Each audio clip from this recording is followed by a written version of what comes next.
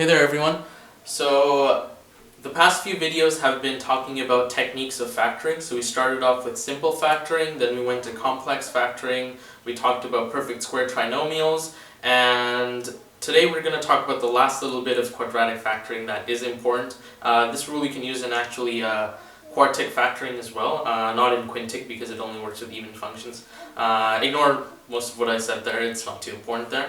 But we're going to talk about the last little method of factoring, and it's another special case that's actually, if you see it, you'll actually be happy to see it because it's pretty easy to work through. So after this video, I'm going to do a lot of practice problems with factoring, so a lot of practice factoring problems that I've just found over the years, and I'll go through them as practice. And I'll probably do a few quadratic problems as well, which will help out for that unit if you guys are still working on that. And so without any delay, maybe I'll just get to what I'm going to talk about today. So let's talk about difference of squares. So the name literally gives away the actual method of factoring. So difference of squares are things that look like this. So just by the recognition isn't that hard, whereas in perfect square trinomials, right, you have to recognize it a little more pattern recognition. But here, if you see something like that, you already know it's a difference of squares. Now, what does a difference of squares actually mean? Well, it's literally in the name. Difference means, usually subtraction. We associate it with that. So yeah, it's a difference of squares. So the first term here, you'll usually see an x squared term. So this could be 4x squared, 16x squared, whatever that is. But the main topic here is there's an x squared term, so a squared term, and then another squared term on the end. So there is no b term here. Remember, if you remember the ax squared plus bx plus c, you'll notice that there isn't a bx, it's gone. There's only an ax squared and a c. And the c is always a negative because it's a difference of squares. So usually it looks like this, ax squared minus c. So that's difference of squares. Now we're going to learn how we factor these. So the way we factor these is, I'll demonstrate it and then you can pick up on it, I'm sure. This is actually x minus 2 and x plus 2. So, well, what did I do there? Well, I took the square root of the first one, so what's the square root of x squared? X. So that's my first binomial, and what's the square root of 4? Square root of 4 is 2. So I'm going to make two binomials here. Binomial meaning an expression with two terms in it, so I'm going to make two binomials. Well, what am I going to do? So the first binomial, I'm going to have the square root of x, so just x, and then the one that's being subtracted, the negative 4, the square root of that is 2, right? So the binomials are going to be x minus 2, x plus 2. That's all there is to difference of squares. It's actually very simple. I'm not going to talk too much and overcomplicate it. I think it's just very intuitive in general. So if you're skeptical, well, how does this actually work? Well, you can actually go ahead and multiply this out, like expand it. Well, what's x times x? X squared. What's x times plus 2? So that's 2x. So I'm done with that. What's negative 2 times x? Well, that's negative 2x. And what's negative 2 times positive 2? Well, that's negative 4. So 2x and 2x cancel because 2x minus 2x. All I'm left with is x squared minus 4. Well, see how that works out? It works. So let's do a few more examples of difference of squares. It's very intuitive. This video is not going to be very long because it's the simplest case of factoring there is. So let's say you had x squared minus 16. Why don't you go ahead and try that? Pause the video and go ahead and try that. And I'll wait here. So hopefully you pause the video, try that out, but it's not very hard. So I take the square root of the first one, so that's x. And what's the square root of 16? 4. So I'm going to make two binomials. So one's going to be x minus 4, so that's the first binomial. The other one's going to be x plus 4. Simple. So one binomial is the square root of this minus the square root of this. The other binomial is the square root of this plus the square root of this.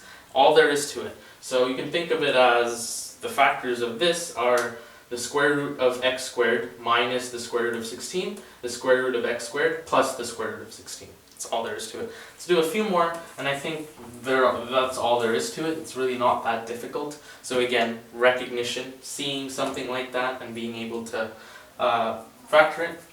So let's say you saw something like 4x squared minus 9, right? What if you saw something like that? Always first look for a common factor. Well, 4 and 9, they have no common factors. I can't divide 4 and 9 by the same number and get a whole number for both, so there is no common factor. But notice that this is a squared term, this is a squared term. What do we call that? Perfect square. Not perfect squares, my bad. Difference of squares. I'm getting the two mixed up. Even though I shouldn't, it's pretty evident. But again, so difference of squares. So how do I make the binomial? Well, take the square root of the first one. So what's the square root of 4x squared? It's 2x. So 2x, what's the square root of 9? Well, that's 3. So 2x minus 3 and 2x plus 3. That's all there is to it. So 2x minus 3, 2x plus 3. Two binomials, all that differs is the sign in the middle. 2x minus 3, 2x plus 3. Let's do one more, and then I think that should be good for today. So let's say you had something like 16x squared minus 36. So you might have the urge, well, let's go and do the difference of squares technique.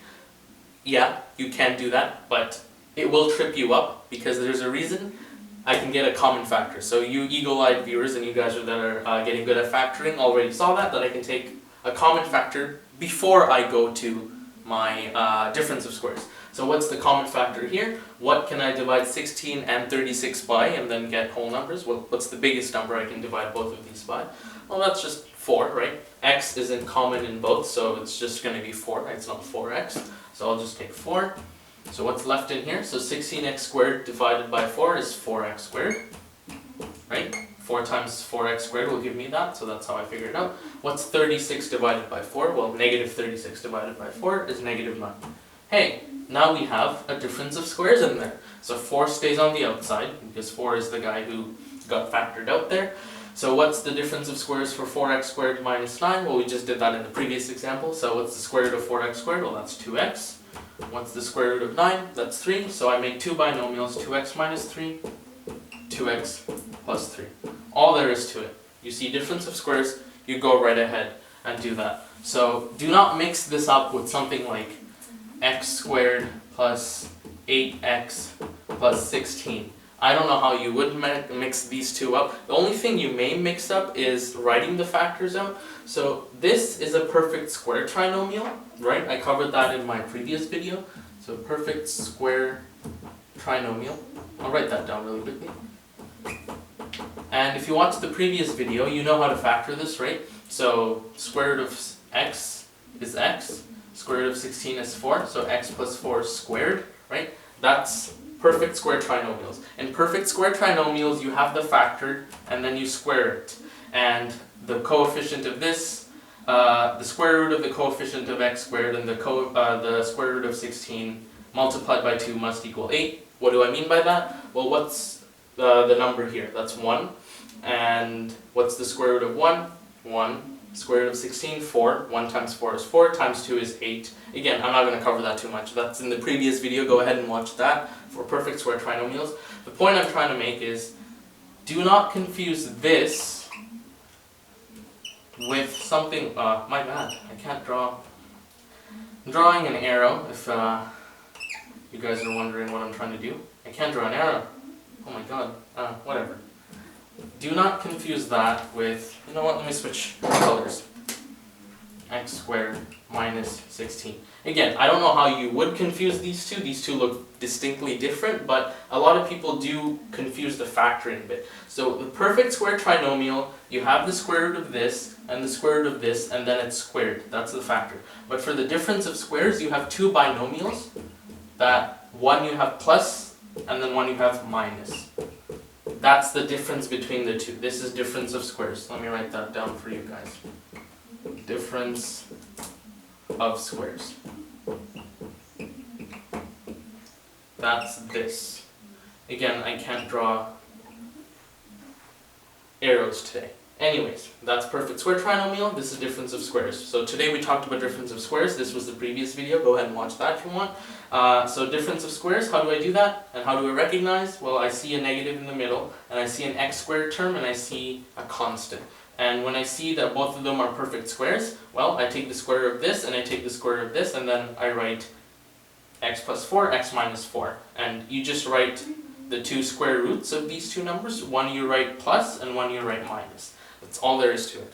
Again, this was short, I hope, and hopefully you know how to factor difference of squares now, and in the next few videos I'll do practice factoring problems. They will be more intuitive, so you'll get a more thorough understanding of factoring, and I'll move on to some other concepts as well slowly, but I'll do some quadratics problems. I believe that might be something worth doing, and I'll do a few more factoring problems as well. So the next few videos are more or less going to be lecture type content, and it's more going to be content of examples where I do problems. So they're going to be more work through type of video, so you can actually work through the questions while I do them myself. So those are more for you type videos. These are lecture videos where you try to grasp something, and those are going to be more where I work through example problems. So hopefully these videos are helping, and hopefully you learned how to factor a little bit more in this video. And keep watching if you want to learn more, and again, stay tuned for more problem type videos where I work through some problems. So thanks again, and I hope you enjoyed the video.